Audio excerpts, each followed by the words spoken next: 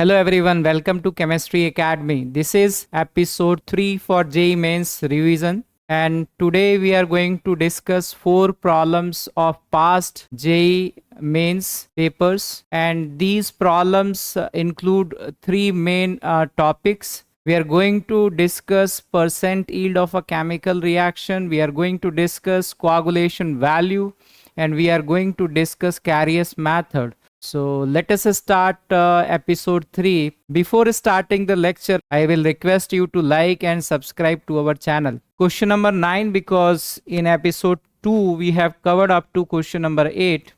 Let me read the question number 9. 4 gram of equimolar mixture of NaOH and Na2CO3 contains X gram of NaOH and Y gram of Na2CO3. The value of X is how many grams? So it's a very simple question based on mole concept. So we can write here that 4 gram of the mixture, since their moles are equal, we can assume that the number of moles of NaOH is equal to the number of moles of Na2CO3, and that is equal to N. And the molar mass of NaOH is 40, so N plus 40.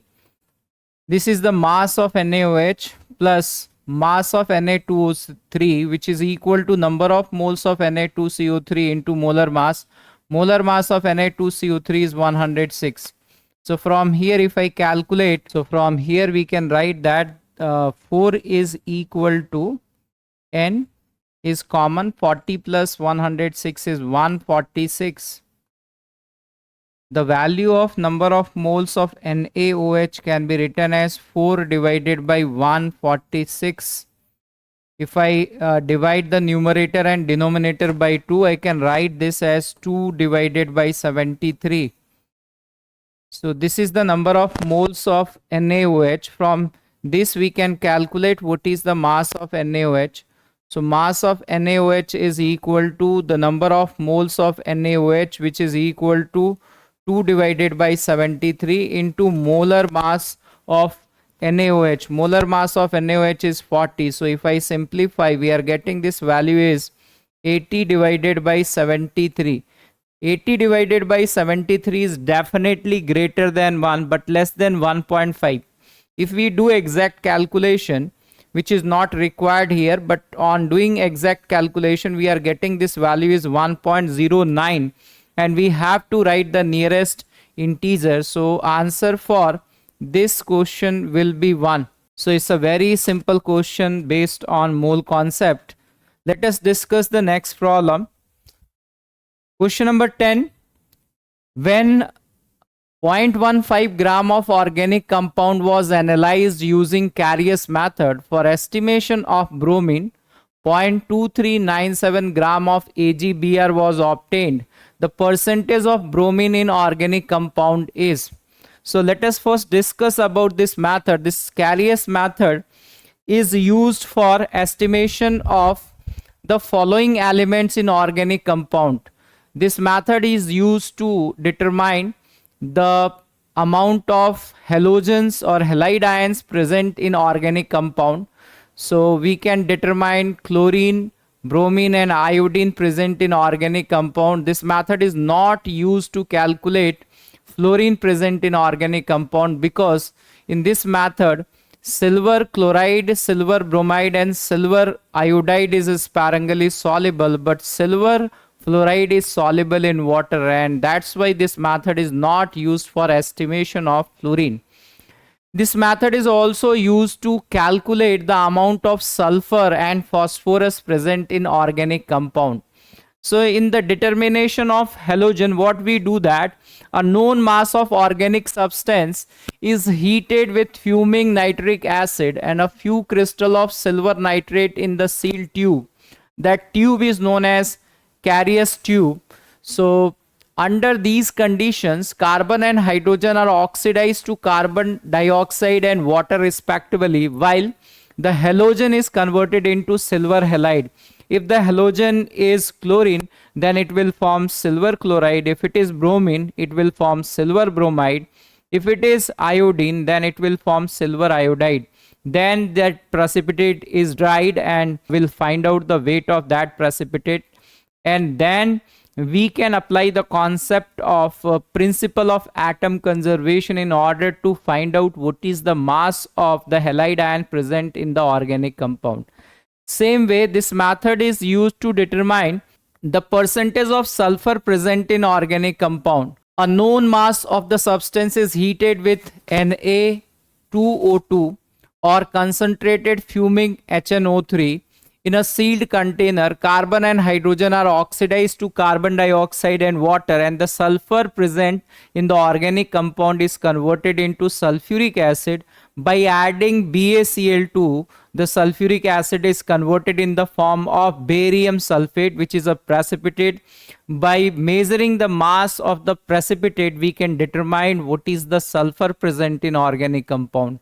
Same way, this method is used to determine the amount of phosphorus present in organic compound. So there are two methods. Mainly the second method is given in NCERT, which is important.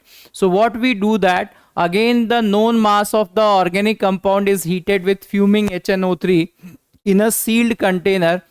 In these conditions, carbon and hydrogen are oxidized to carbon dioxide and H2O respectively, while the phosphorus is oxidized to phosphoric acid. So this phosphoric acid, when reacted with magnesia mixture, which is MgCl2 and NH4Cl, it will form magnesium ammonium phosphate, which is a white precipitate. On heating this magnesium ammonium phosphate, there is a formation of magnesium pyrophosphate. So this magnesium pyrophosphate has a molar mass of 222. If we find out what is the mass of magnesium pyrophosphate formed, from that we can find out what is the phosphorus present in organic compound, right? So this Carius method is used to determine the amount of chlorine, bromine, iodine, sulfur and phosphorus in organic compound. It is not used in the determination of fluorine because silver fluoride is soluble in water. So let us now solve the question based on this concept. So when 0.15 gram of organic compound was analyzed using Carius method for estimation of bromine, 0.2397 gram of silver bromide is obtained. So we know that the mass of organic compound is 0.15 gram and all the bromine present in this organic compound is converted into silver bromide. The mass of silver bromide is given. So mass of silver bromide is 0.2397 gram. So from here we can calculate what is the number of moles of silver bromide. If we calculate that, what is the molar mass of silver bromide, that is 108 plus 80. 188 is the molar mass of silver bromide. So from here I can write that the number of moles of silver bromide which is formed is equal to 0.2397 divided by 188, and the number of moles of silver bromide is equal to the number of moles of bromine present in the organic compound. And from here we can write that what is the mass of bromine present in organic compound. So the mass of bromine present in organic compound, molar mass of bromine is 80. So 80 into number of moles of bromine. Number of moles of bromine is 0.2397 divided by 188. We have to calculate what is the mass percent of bromine present in the organic compound. So mass percent of bromine in organic compound is equal to the mass of bromine. So mass of bromine is 80 into 0.2397 divided by 188. The mass of organic compound is 0.15 into 100. So if I simplify this, I can write that this value is equal to 80 into 2397 divided by 188 into 15. This can be further simplified. If I divide the numerator and denominator by 5, here it will be 16, and this will be 3. So this can be further simplified. We can write that on division by 4, this will get 4, and here on dividing it by 4, 4 into 4 will be 16, 28 means 7 times it will go. We can further simplify this. If I try to divide 2397 by 3, it will go 7 times. It will be 21, then 29, then it is 9 times, and then it is 9 times. So from here I can write that this value is equal to 4 into 799 divided by 47. So if I divide 799 by 47, I can write that 799 divided by 47, it will go 1 time, so 47. If we further simplify, I can write that this value will be 9, this will be 2, and this will be 3. So if I multiply 47 by 7, 7 into 7 is 49, and 28 plus 4 is 32. So it will go 17 times. So from here I can write that this value is equal to 4 into 17, which is equal to 68. So 68 will be the percentage of bromine in the organic compound. Let us discuss question number 11.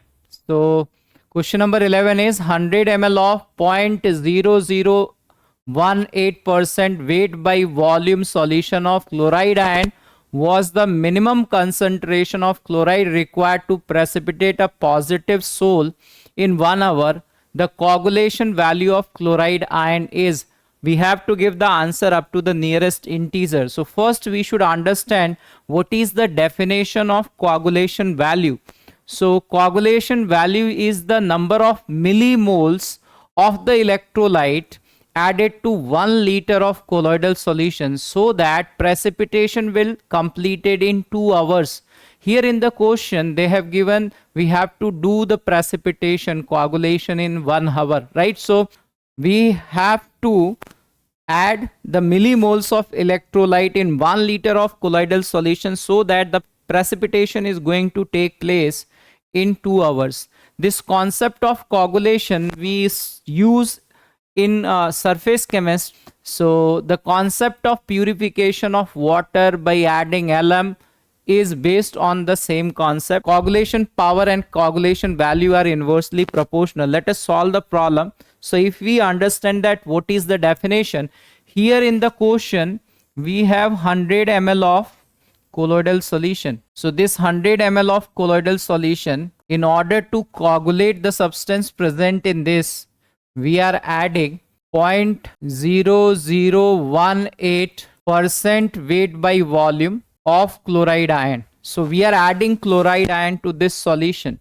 and the percent weight by volume of chloride ion which is added in order to form the precipitate is given in the question. So from this data, if I use the definition of percent weight by volume, percent weight by volume means the mass of the chloride ion, mass of the solute, here solute is chloride ion, in gram divided by volume of the solution in ml. So volume of solution in ml in 200. So if I use this definition, since the mass percent is given here, mass by volume percent is given here, and that is equal to 0.0018, which is equal to the mass of chloride ion.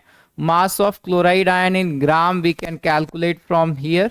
The volume of the solution is 100 ml into 100. So by using this we can find out that in 100 ml of solution what is the mass of chloride ion.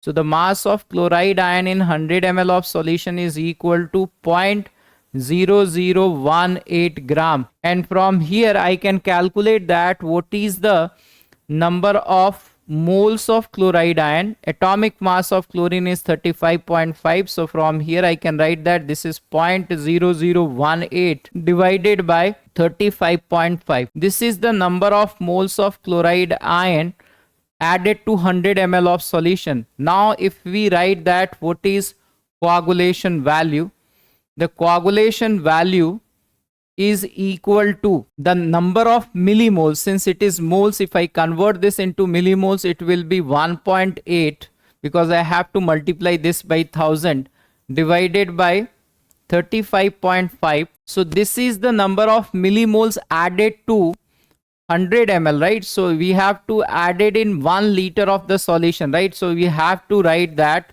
this is 100 ml in 1 liter, means if I convert this into liter, this will become 1 by 10 liter, and the time should be 2 hours, right? So here we are adding this for 2 hours. If we have to add, so that the coagulation will take place in 1 hour, we have to add more solute to it, right?